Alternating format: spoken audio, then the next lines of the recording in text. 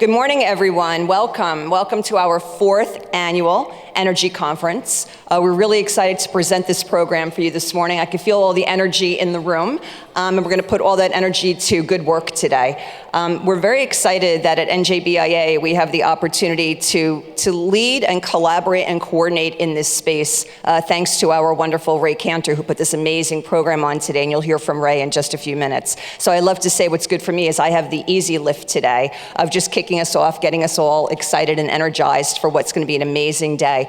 We're going to have some amazing presentations. We're going to talk about an all of the above strategy relative to affordability, accessibility, based on best available technology and all the great things that are wonderful opportunities and come along with some challenges at the same time. So today we want to be problem solvers, right? Today we want to be educated, we want to be informed, we want to be fulfilled, we want to take the ideas that we hear today and we want to be problem solvers. We want to find a great pathway forward to affordability and accessibility of all the great energy opportunities that await us, be it in the near-term future, be it in the mid-term future, be it in the long-term future. That's what we're all about. And as we always say at NJBIA, we are very intentional in how we do our program, and we're very action-oriented. We like to be 2-3 steps ahead, and we're hoping that from all the information we gathered today from the wonderful experts and subject matter experts that we have, we can take this great information and we can formulate it into some really critical policy in order to advance again in the near-term, mid-term, and long-term. So with that, I have some people I have to thank today, but I realize I just started talking and haven't met everybody in this room. So for those of you I haven't met yet, I have the privilege of serving as the president and CEO of the NJBIA, and my name is Michelle Sakirka. So thank you again for joining us this morning. And with that, we can't do programs like this without tremendous partners. So if you'll just indulge me for a minute, we have a long list of partners, but I want to read them off, and then I'll ask for you to put your hands together and congratulate them. Association Member Trust, Archer and Griner, Atlantic City Electric, Chiesa, Shahinian, and Giatomasi, Citizens Bank, Davison, Eastman, Munoz, Payon, ELEC 825, Focus New Jersey, K&L Gates, Manufacturing Caucus, Minding Your Business, New Jersey Association of Clean and Renewable Energy, New Jersey Business Magazine, the award-winning New Jersey Magazine, New Jersey Clean Energy Program, New Jersey Resources, New Jersey Energy Coalition, NJBIA HR Center, NJ Car, Planet New Jersey, PSEG, Salmon Ventures, South Jersey Industries, Total Energies, and USource. Let's have a round of applause for those great partners.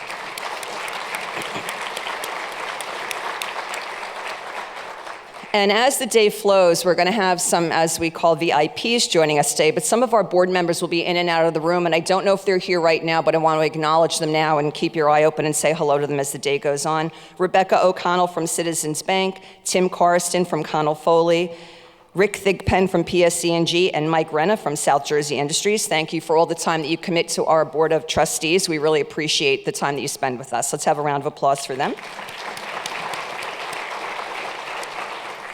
Also, at some point during the day, I did not see the Assemblyman yet, but I know that Assemblyman Jerry Scharfenberger will be joining us from our legislature. And later today, I'll have the honor of presenting one of our great awards to Governor Christy Todd Whitman, who will be joining us. So with that, I want to welcome up our subject matter expert, our MC of the day.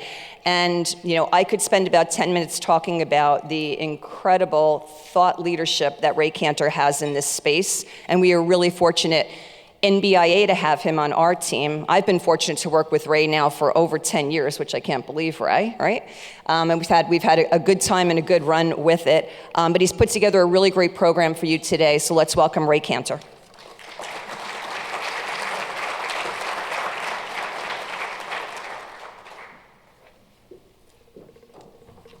And actually, Michelle, you know, you think about it, it's been like 15 years, so time flies. So welcome everyone here today. It's great to see such a large crowd today.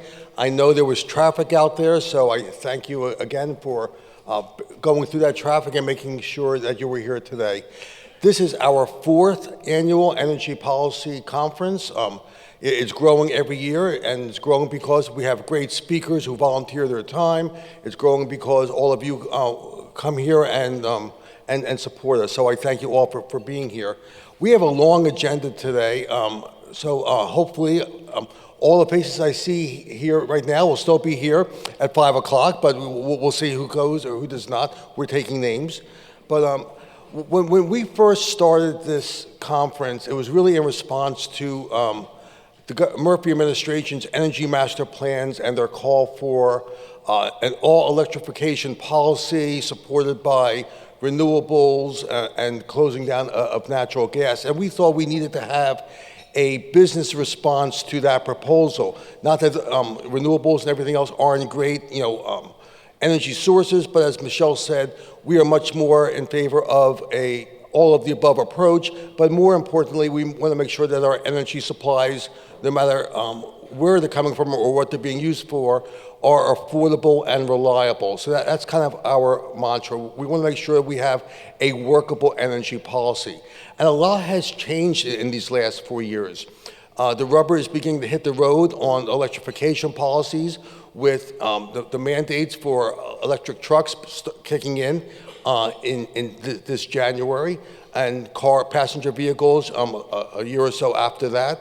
And I attended a conference or a legislative meeting a couple of weeks ago on electric rates increasing in New Jersey. And what surprised me was that the conversation in that room was dominated by people realizing that we actually need more electric power and more energy sources into the future. We have, again, our electrification policies, which are going to be driving the demand for electricity, and we have data centers now and AI, which are also driving that demand. So the energy landscape has significantly changed. I think people are now beginning to ask the right questions. Hopefully, this conference helps us lead to the right answers. So again, we have a long list of great speakers today. I am not the policy expert, as Michelle said, but all of you who are be speaking, are the experts, and that's why you're all here today. So with no further ado, I'd like to introduce our first speaker, who is Mike Renna, President and CEO of South Jersey Industries. Mike.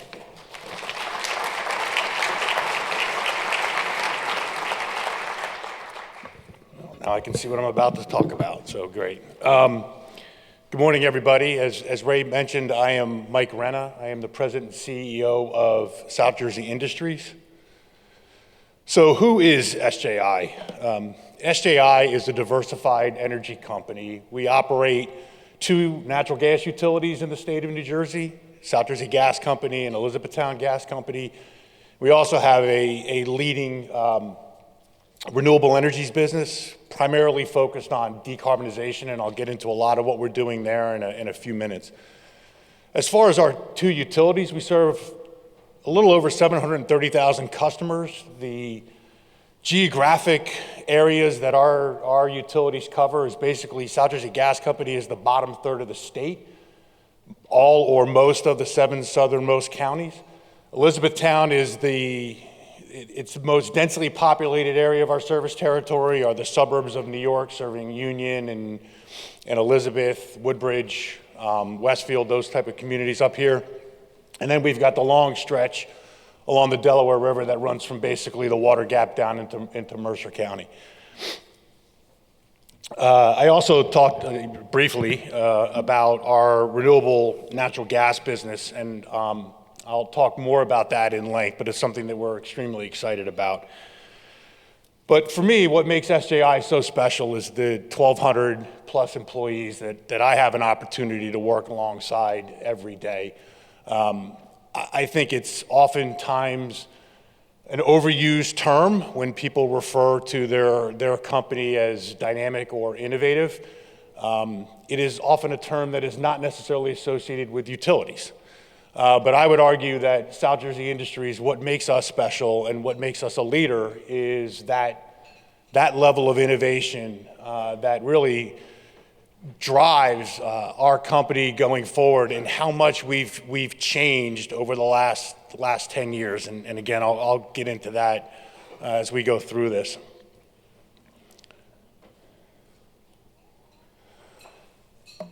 Okay, so the energy transition. 2020, I think it was February, it was either January or February of 2020, the Governor Murphy put out the Energy Master Plan. And that was a very transformational moment for South Jersey Industries, again, as an operator of 2 natural gas utilities. it was truly an inflection point for us. We had historically had a number of non-utility businesses. Roughly 50% of our earnings came from outside of our utility. In the years leading up to 2020, really that kind of 2017 to 2020 timeframe, we had de-emphasized or divested of most of those businesses, focusing solely on our utilities. That's where we were investing all of our capital, and that's really where we were, we had really strategically focused on our utilities. So when the Energy Master Plan came out, and there was a sharp move away from natural gas as kind of a part of the energy future, it was a moment of reflection for us. As I said, it was a very key strategic inflection point. So what do we do? And I talked earlier about the innovative, dynamic nature of our employee base. Right, we embraced it. We made a decision to get out ahead of it, to get on our front foot, and to find our place in the energy transition. And what we ended up doing was really, in a way, redefining as a company who we were. We no longer considered ourselves a natural gas utility. We began to shift the conversation to the infrastructure. That's what utilities do. Utilities are infrastructure companies, right? We don't make money on the molecules that flow through the pipes. We make money on the infrastructure that delivers that energy, right? That's the model. So we, as a company, took a step back and said, we're an infrastructure company, and our infrastructure is modern, and it's capable of delivering the cleaner energy of the future. So that's how we rebranded SJI, it's how we redefined SJI, and it's how we really shifted the vision and the strategy of SJI from thinking of ourselves as a natural gas utility to thinking of ourselves as a dynamic, right, forward-looking, lower carbon provider of energy. And I think what we all saw was that there was not only an opportunity for us to lead in terms of, or take a leading role in terms of the Energy Master Plan and the goals towards decarbonization and reducing greenhouse gas emissions. We saw our infrastructure as not only that opportunity to have an impact, but to have an immediate impact, right? We could accelerate the transition. Our pipes are modern, right? They're capable of delivering the cleaner fuels of the future. So while a lot of the infrastructure required for electrification doesn't yet exist, right? There's still plans to develop massive amounts of wind energy off the coast. It hasn't happened yet. And it's not only that infrastructure that has to be built to generate that electricity, but it's going to require as much or more infrastructure to move those electrons, right? The grid is not designed, the electric grid is not designed for full electrification. So just to kind of put it in perspective as to why we believe our infrastructure is critical to the energy transition, and this is just kind of rough, but the winter is 3 times as energy intensive as the summer. And when you think about the electric grid, it's built for summer peak, right? It's built for air conditioning. It's when the electric use is highest. Well, if the winter requires 3 times as much energy, or roughly 3 times as much energy as the summer, you've got to make a lot of investment in being able to move those electrons, right? To be able to move that electricity that's now going to be 3 times higher than the system is designed to move. So we looked at, again, our infrastructure and said, we are really well positioned to be able to be, right, this accelerator of the energy transition. I'll just get into a couple little facts here, because while we do identify as an infrastructure company, the product that we move today is natural gas. 189 million Americans and 5.6 million businesses rely on natural gas across America. Here in New Jersey, 73% of homes and businesses use natural gas to heat their homes, cook their food, heat their water. So in New Jersey, we are arguably not only the most densely populated state, but we are the most densely, right, we have the most dense demand for natural gas of any state in the country. And it continues to be in high demand. We added over 9,000 customers last year between our 2 utilities. So it speaks to right? The public sentiment around natural gas. It's affordable, right? Natural gas, it's abundant, it's affordable. It's about 3 to 3.5 times less expensive than electricity right now. Prices are still well below where they were in 2000. And as I mentioned repeatedly so far, we've modernized our system. So what does that mean? And I'm going to get into that in the next slide. But again, right, you have a modern underground infrastructure system. It makes it highly reliable and highly resilient. And then I will, before I move off this slide, I'll talk a little bit about the trends that we're seeing as an organization, right? There is a big push amongst consumers for decarbonization, right? That means lowering the carbon intensity of the fuels that you deliver, and for energy efficiency, right? Because customers recognize that one of the most powerful ways to impact the environment is to not burn fuel. Right? If you do not only does it save you money if you're using less, it also means less emissions. All right, so I talked about our infrastructure. And I've mentioned this concept of modernization, and it's something that we're extremely proud of at SJI. We operate one of the most modern infrastructure, energy delivery systems in the entire country. And how did that start? That started by accelerating the replacement of our older, more vulnerable infrastructure, right? The cast iron and bare steel infrastructure. And I'm very proud that SJI, South Jersey Gas Company specifically, and New Jersey Natural were two of the first utilities in the entire country to implement accelerated infrastructure replacement programs, and two of the first utilities in the country to have replaced all of that aging infrastructure. All of the bare steel and cast iron main is out of our South Jersey Gas Company territory. And what does that mean? That means your system is safer, it's more reliable, and there are less leaks.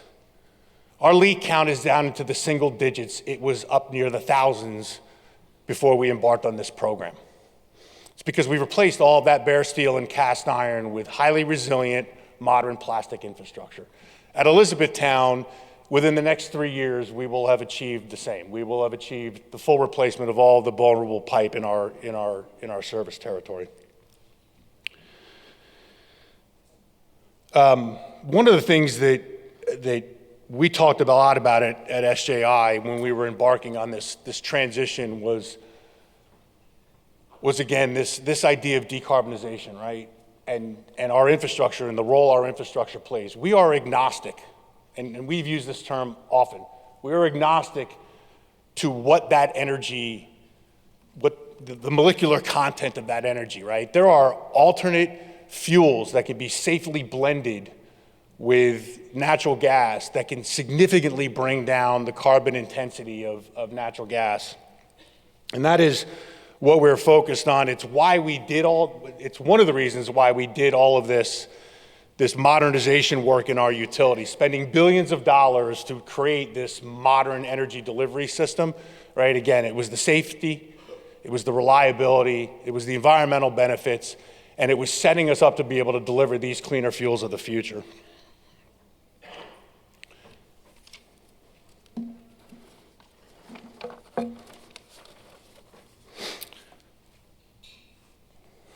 Shoot, I got disconnected from my slides and my notes. So anyway, I'm gonna riff. So here we go. Look, one of the things I think is really important too is I mentioned earlier about how innovative we have been at South Jersey Gas Company, and we're not alone. It really speaks to the New Jersey utilities across the board. New Jersey Natural has been a great partner with us throughout in terms of driving innovation. But none of this would have been possible if we didn't enjoy a true partnership with our regulators. Our regulators are always committed to doing what's best for New Jersey, but that has led to New Jersey being at the forefront of most of the utility/energy/natural gas innovations, right? We were among the first utilities in the country to decouple. That means we separated, right, our profitability from usage. which then allowed us to encourage and incentivize customers to be more efficient, to use less. We were also, again, among one of the first utilities in the country to modernize our infrastructure. We're also one of the first utilities in the country to harden our infrastructure. In New Jersey, there are a lot of areas that are vulnerable to weather events. You think about Superstorm Sandy and the impact that had on the energy infrastructure around this state, right? We have replaced our low pressure mains with high pressure. We have done a lot in terms of excess flow valves and everything else to make sure that in the event of a natural disaster, our energy can continue to be delivered.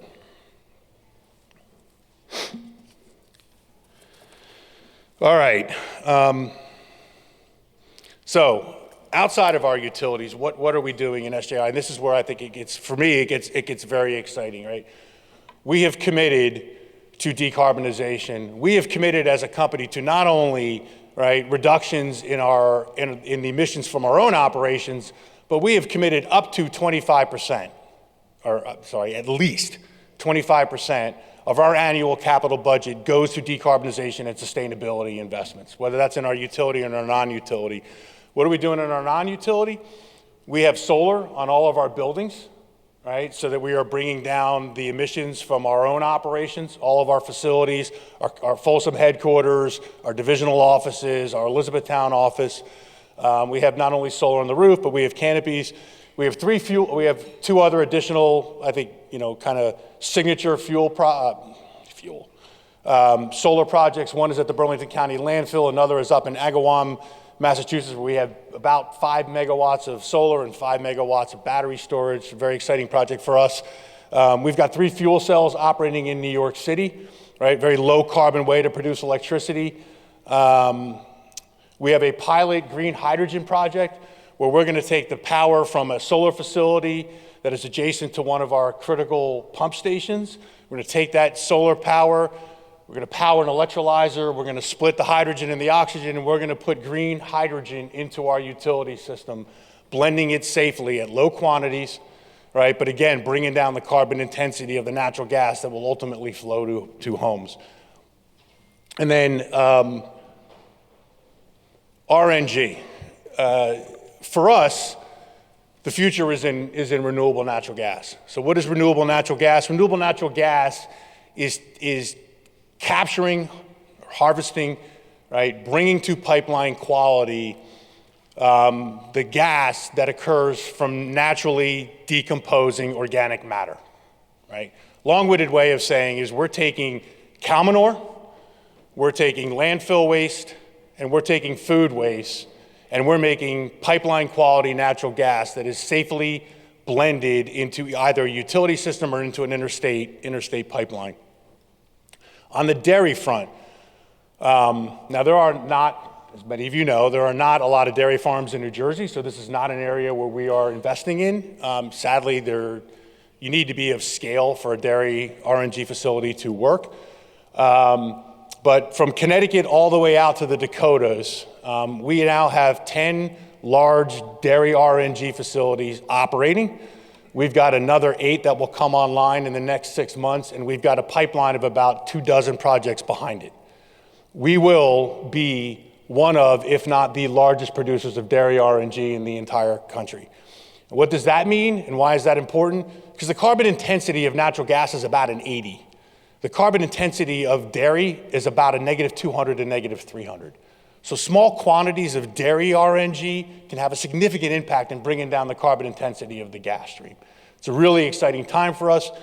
These dairy farms are the lifeblood of these farming communities throughout the Midwest, throughout Big Ten country, right? They create a sustainable solution up there. These dairies, they'll provide a liquid. When it runs through this anaerobic digesting process, it'll provide 3 products, right? A liquid, a solid, and a gas.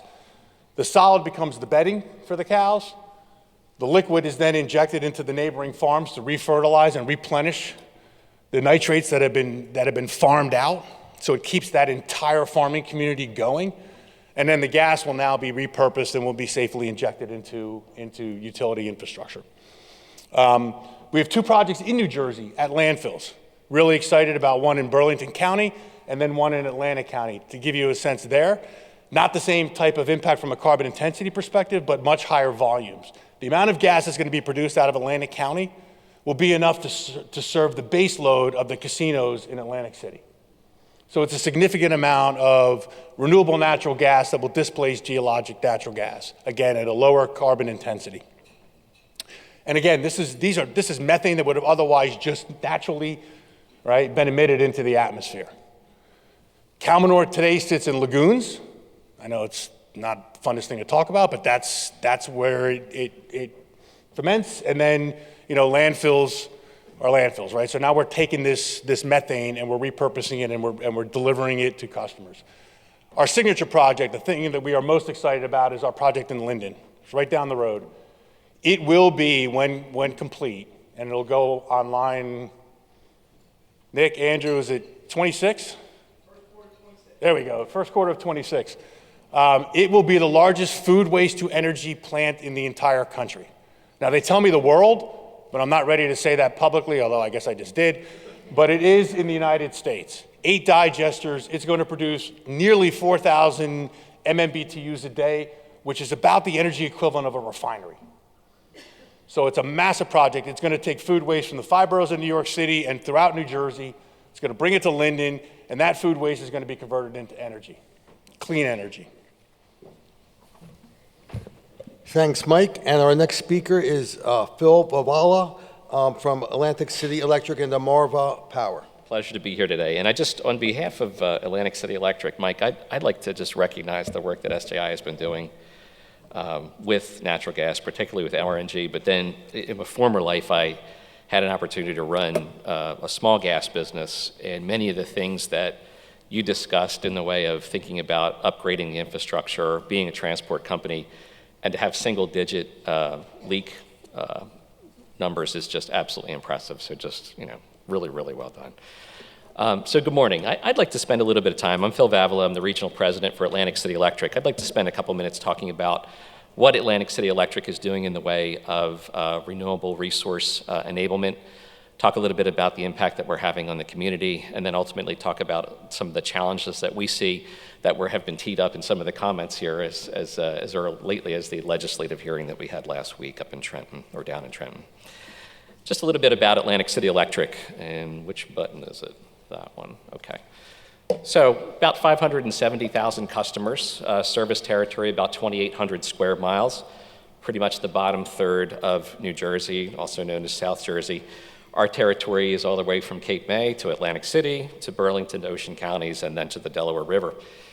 As Mike mentioned, we have 1,000 employees that I'm extremely, extremely proud of at Atlantic City Electric, what they do each and every day to deliver electricity to those 570,000 customers. In 2023, we experienced record reliability that we have worked very hard to deliver. Those resulted in a 96% customer satisfaction survey related to reliability. And more importantly, we are also focused on how we spend our money at the company. And we purchased $178 million in goods and services from diversity certified suppliers. That's about 40% of the company's total spend and purchases for the year. Just by way of context, that's about $49 million of an increase from 2023. It's a key area of focus for us, and we continue to say that we need to do more as an organization. So I'd like to talk a little bit about building a climate solutions platform.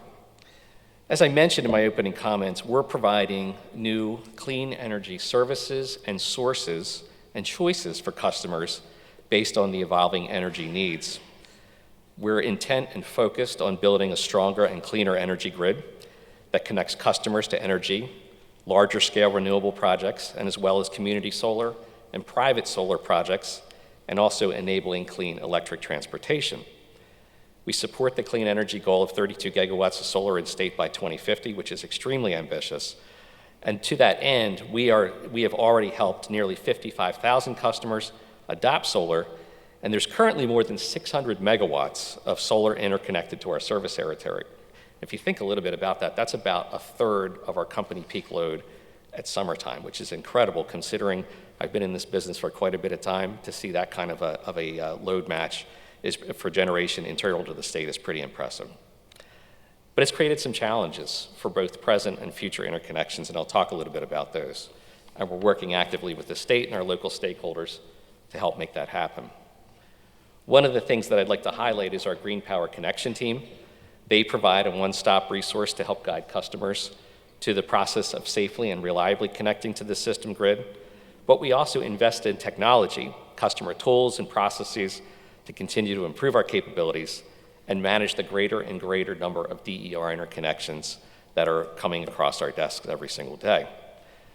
We're also trying to help customers access solar options. So we mentioned community solar, and with an eye towards affordability, really trying to help match up customers that are in need with customer solar solutions and making sure that they can benefit from the total interconnection to the grid.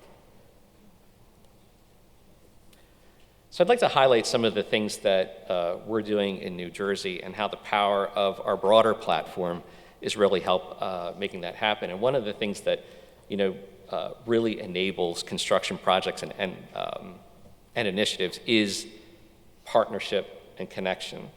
If you think a little bit about what today's event about, it's around partnership and connection, and then creating a coalition of interested stakeholders and parties to help meet broader energy goals for the state.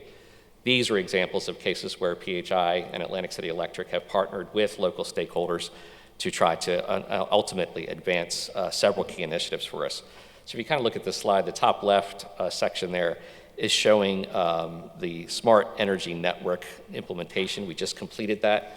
That was a number of AMI-enabled meters that had not presently been deployed within the state. And that is giving us a number of customer management and load management solutions that help customers create really more informed decisions about their consumption, their usage, make decisions about their bills, and ultimately have detailed analytics to be able to help solve energy issues. It's a great example of how we can advance the quality of energy transformation. Through deployment, we've also helped hire more than 60 candidates from local communities. So what we want to be is not just an energy company that's in a transactional nature of selling electricity to customers. We want to have a direct impact on the community, uplift the community, and provide meaningful jobs for people to be able to work in our industry. Most recently, just in this photograph, there's a smart energy technician. He graduated in February 2023 from our AC Infrastructure Academy, and I'll talk about that a little bit more in a minute. He's providing an overview of the installation process to one of our commissioners from the Board of Public Utilities. As Mike mentioned, close alignment with our board is absolutely necessary for us to continue to move energy policy and to move regulatory process within the state. On the top right of the slide is, you can see we've got a solar installation there. That's working closely with some of our elected officials. That's about a 4.5 megawatt installation. It's with the Gloucester Environmental Management Services. It's at the solar park. Again, we work very closely with the team there to ultimately enable that interconnection and bring it to fruition where it's actually benefiting and injecting into the grid. Also in the renewables category, in the lower left-hand side, you can see a battery energy storage system that we've recently deployed within our Beach Haven substation. That is ultimately to help LBI with a number of the peak load conditions that we've seen on the island during the summer. And we see battery energy storage as a key component to a broader plan for ultimately addressing the state's needs. And finally, I'll mention the AC Infrastructure Academy. That's in the lower right-hand corner of our slide here. This was our second graduation we had back in March of this year. And we had 20 Atlantic City residents. They completed a 16-week infrastructure program. That was an energy workforce training program, and it was provided by Atlantic City Electric and the City of Atlantic City. We had a number of key local stakeholders involved that have been partners with us in that. And again, the idea behind it is that not only re-energy, we're uplifting and helping the community ultimately achieve meaningful employment and provide life-changing occupations for the residents of Atlantic City and South Jersey as a whole. Now, shifting gears a little bit, I'd like to talk about our Powering the Future program. This is a $93 million portfolio of projects that expands our support for South Jersey's clean energy and climate goals, further enhances our efforts to deliver safe and reliable service to our customers, and it allows for the acceleration of 22 targeted projects that span 4 different categories that you can kind of see at the bottom of the slide there. Targeted reliability improvements, smart technology upgrades, solar distributed energy resource enablement, and substation improvements. This compendium of projects is absolutely critical. They can't stand on their own in terms of having maximum impact on the system. And with these combined projects, really we're looking to help accelerate the energy transformation for the state. The Powering the Future program it paves the way for roughly 50,000 new rooftop solar customers, as I mentioned previously. One of the things that we're dealing with within our distribution system is, and you may or may not be aware, but we have roughly 63 distribution feeders that are closed to new interconnections. And there's some very technical reasons why they're closed to interconnections, and I'll get into those, and we'll talk through them a little bit here. But we're working through the Powering the Future program to open these feeders up, to provide technical solutions so that customers are not limited, industrial customers are not limited in being able to connect to the grid. And as Mike mentioned earlier, the grid itself, the electric grid, needs considerable ongoing investment to continue to be part of that energy transformation. So we're working hard on the 63 feeders, and I'll talk a little bit about what that means. But as part of that process, as they're opened, the Green Power Connect team, they communicate with customers that have solar applications that are out there that were previously unable to move forward with applications, and we're enabling them and helping them to move forward with their process. We expect to have all the closed feeders open by 2029, and we're exploring ways to accelerate this. Obviously, you know, I take a visceral reaction to when somebody tells me something's going to happen in 2029. I want to know what can we do to do more and do it more quickly. The complexity of it is what is at stake. The feeders that we're looking to open between 2026 and 2029 require more technical solutions, complex substation upgrades that have a larger scope of work and outage coordination requirements to complete. As I mentioned, one of the things that causes that is a substation transformer limitation due to reverse power flow. That's what happens when there's more generation on the feeder than there is actually load. And by just virtual matter of physics, the generation has to go somewhere. In many ways, it flows back into the transformer. Making sure that we can adequately protect the transformer from that type of a flow is absolutely critical. And we need to install more up-to-date advanced microprocessor relaying to be able to detect that condition and ultimately take actions as necessary when that phenomenon occurred. We've incorporated this into all of our standard protective relaying installations going forward across Atlantic City Electric, and all new projects will have this as part of it. So we would not envision that as we build a new substation that we'd be, ultimately telling customers that they cannot connect because we've already installed the equipment to do that. The upgraded standard is critical. It maintains the safety, the reliability, and the resilience of our transmission and distribution network. It helps us detect faults when reverse power conditions flow, obviously, as I mentioned, with safety in mind, and making sure that locations where we do have high penetrations of DER and solar, that the system and the grid is being operated reliably and safely. We've also, this year, installed a multi-year program to proactively install more overvoltage protection schemes on transformers across the system, and we will be continuing to do that throughout the remainder of this year. I'd also mention that we're talking a lot about residential solar. We're also exploring ways to accelerate our ability to interconnect large interconnection projects greater than 1 megawatt.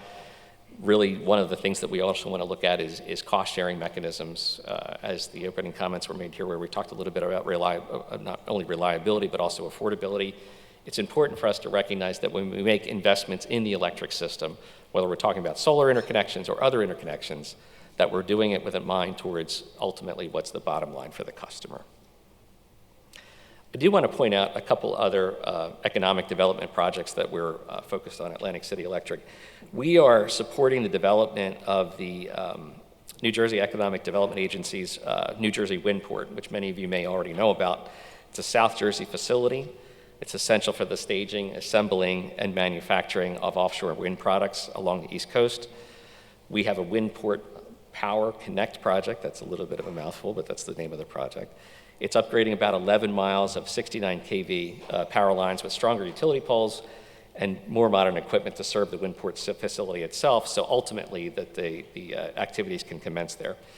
It's built in an existing right-of-way that's near our substations in Salem, New Jersey, and it's feeding directly into the customer-owned substation at the Windport facility in Lower Alloways Creek.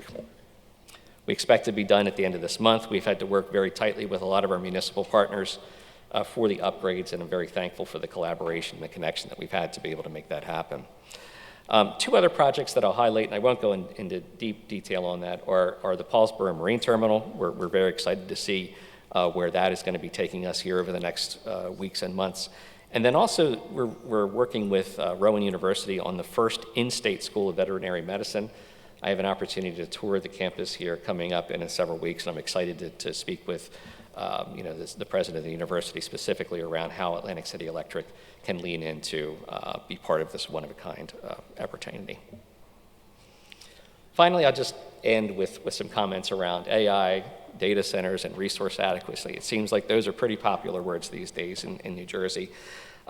It's going to have a tremendous economic impact, tremendous opportunity for the residents of New Jersey and for businesses in New Jersey.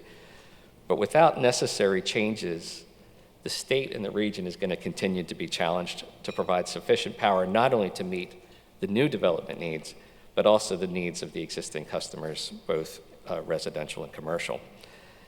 As has been mentioned, more in-state solutions are necessary, whether that's the construction of generation, and that can be any number of combination of sources, we believe that's necessary, or the addition of transmission infrastructure to continue those imports. As a former power system engineer and a longtime operations person, I think a blended approach is absolutely critical for the success of the state and also to help ensure affordability for customers. Rate designs are necessary, policy is necessary to make sure that we protect those at all costs, and we're looking forward to working with all the stakeholders and the advocacy groups on that issue. So in conclusion, I want to just thank you for your time this morning. We're going to continue to make our investments in our system to build a modern, reliable, and resilient and flexible grid that's going to help accelerate economic development, clean energy transition, and reliability for customers and communities.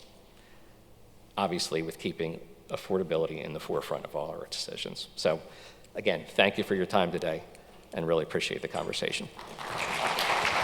Our next speaker is Amy Cradic, SVP and COO of Non-Utility Businesses, Strategy, External Affairs, New Jersey Resources. Amy. Good morning, everyone.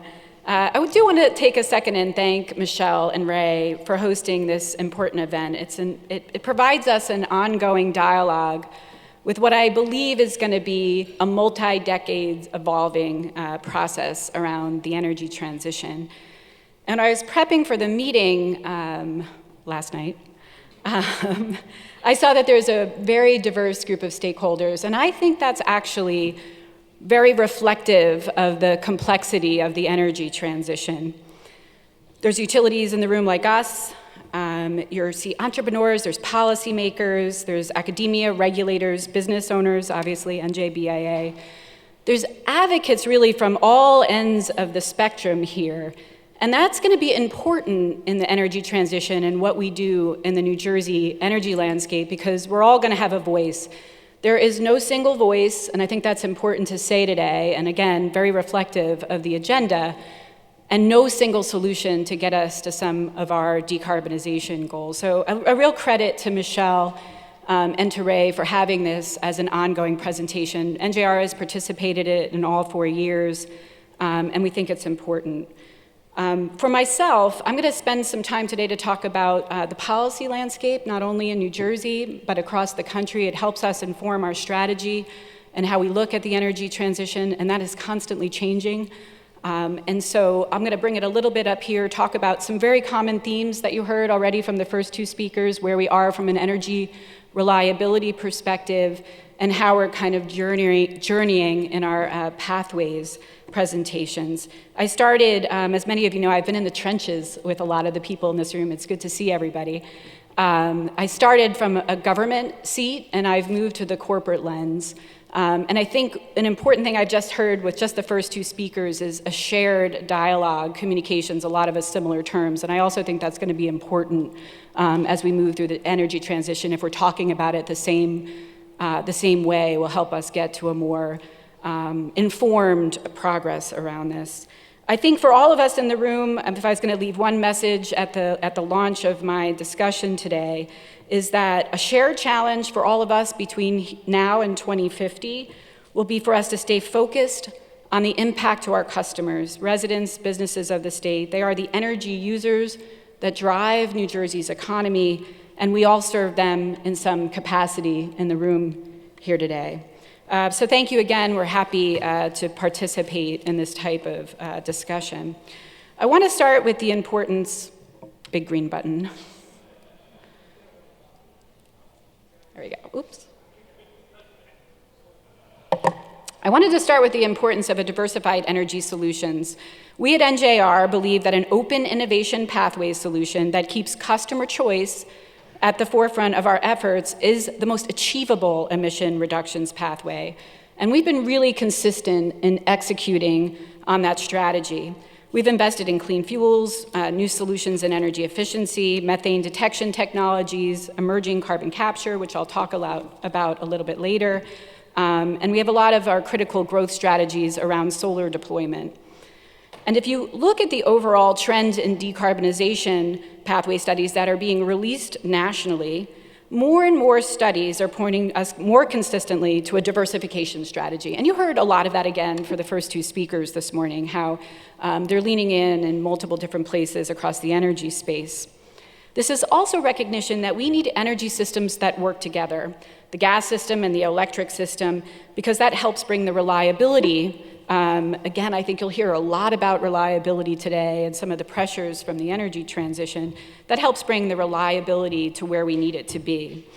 And you'll also hear about how multiple solutions empower the affordability importance as we move towards decarbonization strategies. As a state, we're definitely going to need all options on the table. We're going to need traditional new source energies to reach our goals. We'll need flexible fuels, electrification, renewables, nuclear, geothermal systems, battery storage. I could go on with the list. Definitely energy efficiency because it drives down costs.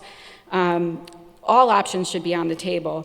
And NJR also believes that some of the solutions for the energy transition aren't really even apparent to us today. And you heard the word innovation for both the speakers that came before me, and that also has to be a common theme, to understand that we need to keep open pathways in our policies and our regulatory framework so that we can accommodate new and emerging technologies as we move along, because new and emerging technologies often provide solutions that drive down cost, create competition, and are overall better for us during the transition. So we know as energy companies that the way we run our systems and leverage our infrastructure today is definitely going to change over time. We also know, as I just mentioned, that leaving space for innovation will create better competition and affordability. And there are three issues in those themes that I think we should I'll touch upon a little bit today, and you'll hear again over and over again, and that's not necessarily a bad thing. It's about the pressure that we've placed on our strained power grid. Wide-scale grid insecurity is not something that most of our generation is thankfully very familiar with, but it's something that's come upon us and that we need to address in our decarbonization planning. Second, I want to start what I believe should be a longer conversation about the value and pragmatism around dual integrated energy systems and how they work together to create that reliability and affordability. Hybrid systems offer more customer choice, less disruption, and most importantly, greater resiliency. I'll talk a little bit about that today, but I think as we move along and talk about pathways for the state of New Jersey, that hybrid approach is going to be very important, again, to meeting our goals. And third, again, new technologies must continue to emerge, and we're really going to have to work together with our regulators to have the flexibility to allow us to study and look at those pilots in a way that can help us achieve our success. I'm going to take a step back. I probably should have done this at the beginning, but the way I set up my slides last night, I'm going to talk a little bit about who we are as NJR and how we play a role in the energy transition. A lot of people in this room already know who we are, but there's a few new faces, so I thought it'd be worth a few minutes. NJR is a Fortune 1000 company. We are publicly traded, and we consider ourselves an energy infrastructure. We play an infrastructure role in many different parts of the natural gas and renewables value chain. We're the parent of New Jersey Natural Gas, which has been around just about over 70 years. We have about 580,000 customers, mostly along the shore, as well as Morris County, moving into Sussex County, and a small portion of Burlington County. What's less well known about New Jersey Resources is that we're one of the largest solar owner-operators in the state of New Jersey. We have solar assets in all of New Jersey's 21 counties, and we're now managing solar assets regionally across 6 states. We have about 470 megawatts of installed capacity, and that powers about 72,000 homes annually. We also, if you look at our diversified business model, we do have storage and transportation assets. We have storage facilities, salt dome storage facilities in Mississippi, and we have interstate pipeline transportation in industrial Philadelphia. We also go all the way down into people's homes. We have a home services group that gets 5 stars on Google reviews. We're really proud of that.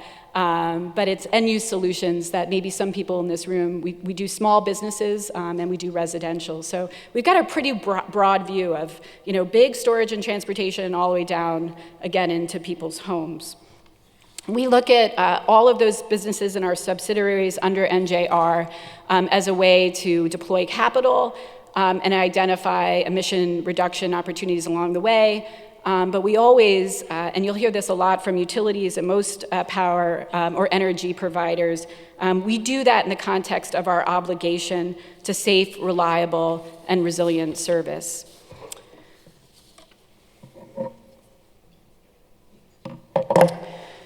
So I wanted to start again with a few market trends that are informing our policies and our strategies at NJR. There's a few simple facts that I think we can all agree upon.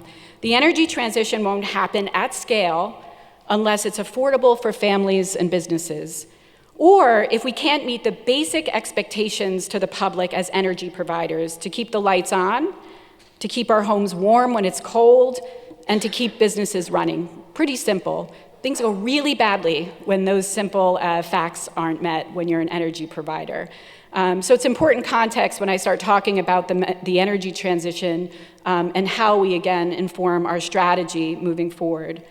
There are 2 factors bringing grid reliability into focus today, and again, referenced in the previous discussion. Energy demand across the country is increasing for the first time in a decade. What's driving that? It's to a large extent, it's data center build, AI, electric vehicles, it's public policies. The U.S. Energy Information Administration expects the U.S. to set new power demand records in 2024 and in 2025. Forecasts by nationwide energy demand growth call for an increase of 70 gigawatts by 2030. Let's put that in perspective for a second. The context for that 70 gigawatts, it's 4 times the size of New Jersey's 17 gigawatt summer peak. That's very significant. That's a very significant reliability factor that we have to plan for. Market analysts expect data center demand alone, which again is going to be a recurring theme here, and I think you have a whole panel set about it, which is completely relevant. They expect that demand alone to nearly quadruple by 2030, from about 11 gigawatts to 42 gigawatts. We have a lot of work to do on the reliability front and meeting demand.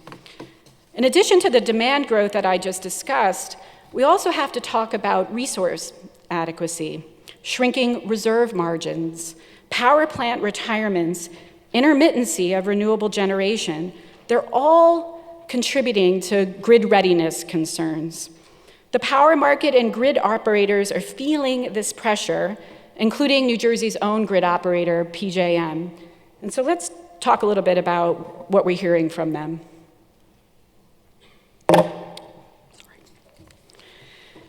PJM has stated that for the first time in recent history, it could face a decline in reserve margins.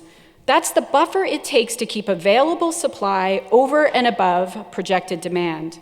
Since 2017, New Jersey has shifted its participation in PJM from being a net energy exporter to an importer. This is both a challenge for maintaining reliability for the state and in maintaining emission reduction goals. At the same time, supply is tightening as fossil fuel generation is taken offline, and New Jersey has experienced some delays in its wind, solar, and battery storage deployment goals. Adding to these reliability concerns, the change in supply and demand situation, the PJM market will likely result in adverse impacts to energy affordability.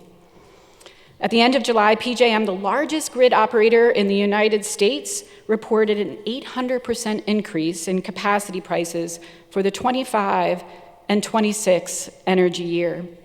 PJM cited decreasing baseload supply, increasing energy demand, which we discussed, as the driving forces behind such a dramatic increase in pricing.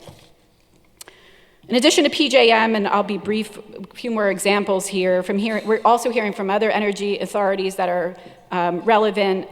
Just last year, the National Electric Reliability Council, NERC, said that there was clear evidence of growing resource adequate concerns in growing number of regions across the country, including the Northeast.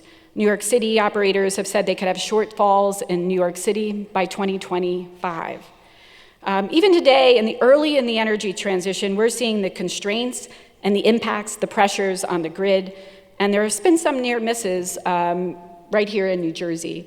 As recently as 2022, right around Christmas, Winter Storm Elliott put that type of pressure on our grid. The storm caused 1.6 million power outages at the peak of the event, largely outside of the PJM region, but we came very close to rolling blackouts. Nearly 30% of PJM's generating assets became unavailable or failed. The NERC report that I just mentioned earlier, and this is an important quote that I think we should all take heed to, is that we have to be very careful about turning the current system off prematurely and depending on a system that doesn't yet exist and hasn't yet been proved. And they're right.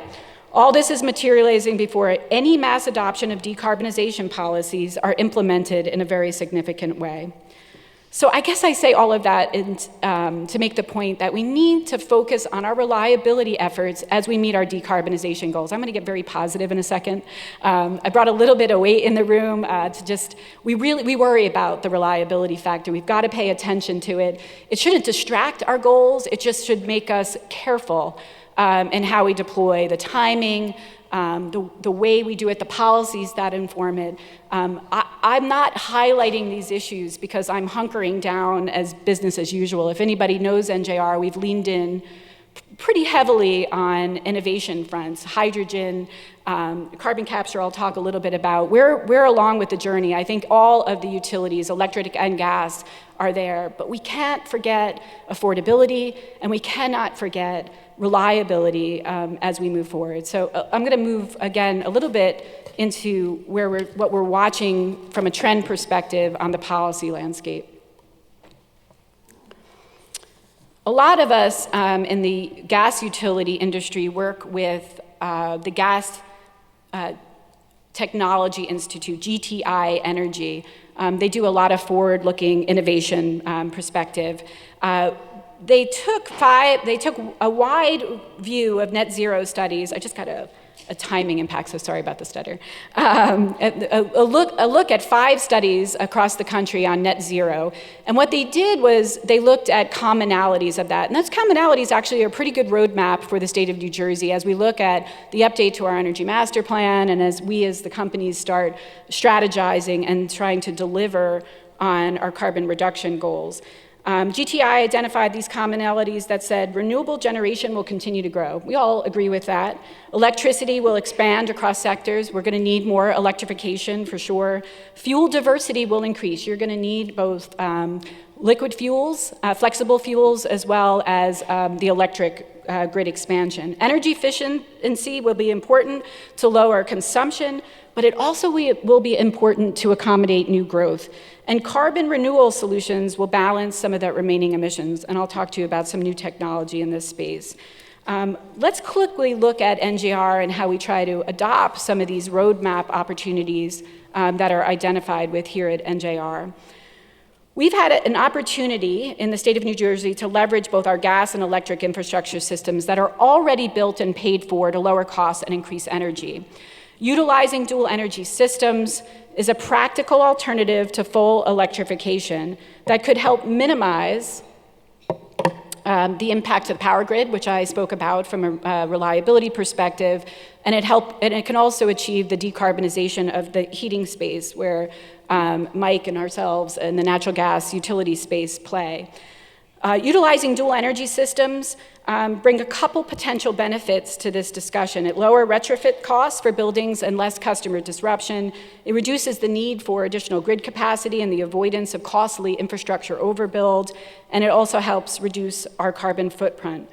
Work done by the energy consulting firm known as E3 that is currently updating New Jersey's master plan has published several recent decarbonization studies across the country that show similar pathway options with their conclusions. These studies estimate savings in the billions of dollars by adopting a hybrid approach to reduce emissions, primarily again in the building sector. There's some quotes up there. I encourage you to look at some of the studies that have been done in Illinois, in Maryland, Baltimore, south to north, similar climates to the state of New Jersey that look at this hybrid approach, that we're not just looking at electrification, we're looking at dual systems and the benefit of the infrastructure that's built today. When we, NJR, look at that strategy, we look at something called hybrid heat, where we take both the natural gas system and the electric system, and we provide more reliable and affordable service to our customers. New Jersey's gas distribution system meets about 4 to 5 BCF of gas demand on the coldest days of the year. That's 3 million plus buildings that we serve. That 5 BCF is enough gas, I think Steve Westhoven said this last year during his BIA presentation, to fill MetLife Stadium 70 times. It's not a system that can be easily discarded or replicated. And the hybrid home model uses the best of both worlds. It's an electric heat pump and a high-efficiency gas furnace working together to maximize efficiency and reduce stress on the grid. Think of it like a plug-in electric hybrid car for the homes. Of sensitivity to time, I won't dig into it too more, but it's something that we should, again, pay close attention to during the energy transition. How do we use our already built and paid for infrastructure, we're deeply penetrated gas underground infrastructure in the state, pair it with options and new technologies and electrification, and use them both to drive down the costs and increase the reliability of the energy transition. That brings me to my final point, the evolving policy landscape and how innovation will shape it going forward. As this growing number of pathway studies are reflecting the nuance and complexity of our energy systems and all options, open pathways approach, they might highlight that we do have more choices and more coming from new technology and innovations. It's up to us in the state of New Jersey, working with our regulators and the policies made in our legislature, to make sure that we can accommodate that type of innovation and that we're not shutting down options or picking losers and winners in how we get to our decarbonization goals. I want to talk about one innovation as I close that we have just brought online at NJR, and it shows how we're kind of leaning in on this front. Just this year, our organization became the first business in the state of New Jersey to deploy clean O2 CarbonX carbon capture units at our headquarters in Wall Township.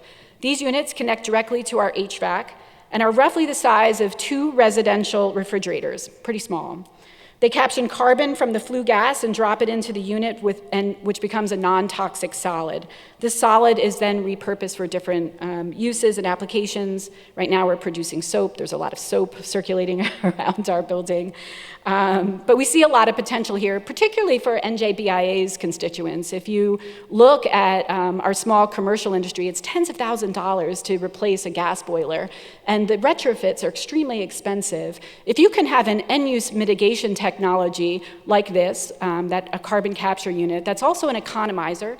It helps us use less energy as well as reducing greenhouse gas emissions, then you're making progress on that more affordable ability to participate in this decarbonization journey. It's not something that was on our radar 2 years ago, it's just coming to market, but it's an important example of why we need to keep pathways open and policies that are flexible enough for us to innovate and look for opportunities for our customers moving forward. I think with that, I'll wrap it up. Thank you for having us here today. Our next utility speaker is from our state's largest utility, PSEG, Zeeshan Sheikh, Senior Vice President. Good morning. Anyone else go to Rutgers? Yeah? Yeah? Anyone else ever go to the Fridays when it was working? The TGA Fridays right here next to the hotel? Nobody? I bartended there all throughout Rutgers. I can't believe it closed down. It's horrendous. Thank you for having me. I appreciate it. That was a lot of facts and figures. That was kind of scary, Amy, as you think about it.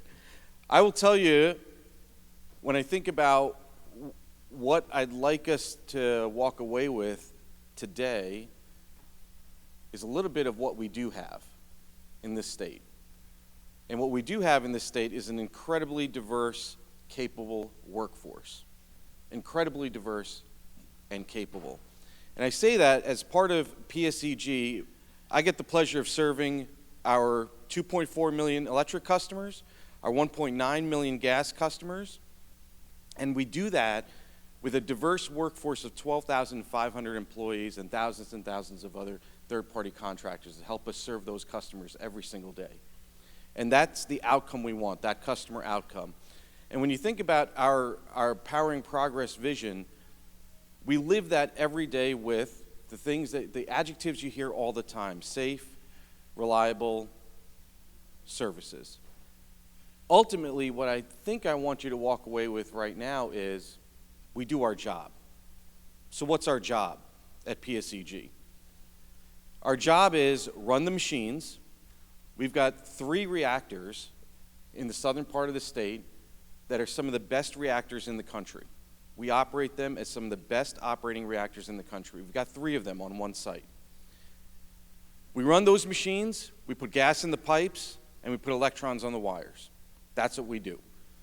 And when we're done with that, we collect data at the meter, we collect the money from our customers, and we pay our bills. That's what we do. And of course, we pay the employees. Every week, every week. That part of doing our job and doing it well every single day is what's most important about what we have in this state. Everyone in this country, globally, everyone has a power demand issue. As long as we keep doing that job as best as we can every day in this state, that's what's going to drive more businesses to our state. So there's 2 things that I think about when it comes to our state and why people should always choose our state. 1, that workforce, that very diverse, capable workforce with some of the best universities and education that you can get in the state. 2, safe, reliable services when it comes to gas and electric. So when you think about what we have, we've got 90% of our company on the utility side, and then we've got that amazing merchant nuclear fleet that we have in the southern part of the state. And what we've done is not only given those 12,500 employees a great place to work, but we've also got the Clean Energy Jobs program that we've got out there. So we've been able to educate over 800 professionals. We've gotten employment for 2,500 other folks in the state to be able to help with that clean energy jobs. And when you think about affordability, we've got the lowest increases in the nation. And when you look at our rates from an electric perspective, we're below the regional average. Gas, we're the lowest rates in the region. That's affordability that makes sense on why choose New Jersey, not just to live, but to also bring your businesses. And let's think about you always think about two events. What are the two big events? The blackout, right? And Superstorm Sandy. So what matters when something bad happens? Something bad's going to happen. What matters is how good you recover from it. And what we did for the long-term corrective actions. And when you look at those long-term corrective actions, you look at the hardening that we've done, raising our substations, transitioning over to the 69 kV projects, all of that grid hardening is why, when you think about reliability, we've got 4 nines. We've got 99.99% reliability for our customers. That's the investment that the state has helped us to make in our system so that we continue to be reliable. So when the next emergency happens, we can turn it around fast enough. Emergencies are going to happen. It's what happens during the emergency and how well you operate that makes the difference. When you think about that, the perspective of when outages do happen, our customers keep this number in mind: 1 hour and 2 minutes. 62 minutes on average to turn it back around. Why is it 1 hour and 2 minutes? It's because of the hardening that we've done. But there's another piece of it. When you think about all the system reliability enhancements that we've done, today I get to lead the technology function at the company. So I would like to talk a little bit about technology, and not just AI. But let's think about, from a technology perspective, over the last few years, the investments that we've been able to make with the state's help. When you think about what we want to meet our customers where they're at, it's data. It's always about data. So yes, do we have 15,000 different sensors out onto our grid so that we can get information about how the grid's operating, what the asset health performance is? Do we have a brand new supervisory SCADA data acquisition system? Absolutely. Do we have a distributed energy management system? It's brand new. Do we have a brand new outage management system with one of the most leading mobile apps in the hands of our field workers so they can turn our customers back around as fast as they can? Absolutely, we put all of that in. Do we have a brand new advanced metering infrastructure out there for all of those electric customers? Absolutely, we do. What is all of that new technology doing? It's getting us information, and it's giving information to our customers. Why? When we think about all of the problems that the speakers this morning have been talking about, is what's the demand? Where is it going? How are we going to meet it? You've got to have that data. The investments we made in the grid, there are two types of investments. They're the physical investments that we've made to be able to operate the machines, and then there's the data investments that we've made to be able to tell us what they're doing, what the customers are doing, and how can we better serve our customers. That's why we've got all those systems out there. That's also why we continue to educate that diverse workforce so that they know what to do with that data. Now, when we think about data, everyone's talking about AI. And of course, from an AI perspective, does AI take a lot of power? It does. 500 megawatts, what is that power? A small town, small city, or one data center? One AI data center. The amount of data we're generating and the amount of new data that we're going to create, it takes a ton of power. Part of the data that's going to be used is all the data that's coming from all of those technology investments that we just made. So to better plan for the future, you've got to have all of that clean data, and you can't have that clean data without that technology out there. And that's what all those investments are helping us do. So again, when we think about all of the buzzwords that you hear about affordability, reliability, clean energy, you can't think about them without thinking about how are you going to meet those needs without that clean data, without the AI. Where do you want to land your AI? Where do you want to land your data centers? Where do you want to land your people? You want to land them in this state because we're doing it well today. And if we're doing it well today, we'll do it well tomorrow. That's really what it comes down to, because we do our job, and we do it every single day, and we do it better than anyone else. When you think about the other investments that we've got out there, our natural gas system investments that we're making, We've got another $900 million through 2025. We're going to reduce more of our greenhouse gas emissions. Our nuclear power plants, again, they continue to operate very reliably, some of the best operations in the country. Our Clean Energy Future program. Anyone here own an EV?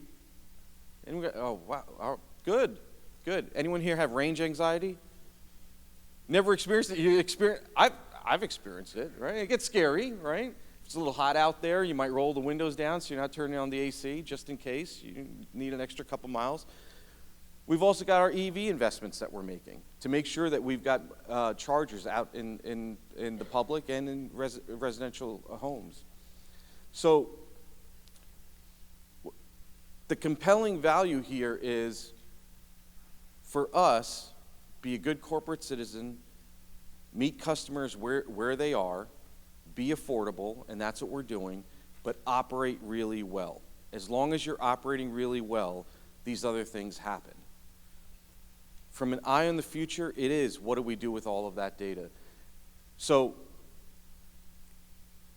my message to everyone is really, how do you keep interest in our state? How do you attract more? How do you get more, not only just more businesses, but more people into our state because of what we have today and what we can offer for the future? Any questions? Because I'm going to direct them all to Rick Thickpen. If you need anything this morning, any questions that you might have, we've got Joe Accardo here, Rick Thickpen, and Lathrop Craig. They can answer any of the questions that you may have. Thanks, everyone.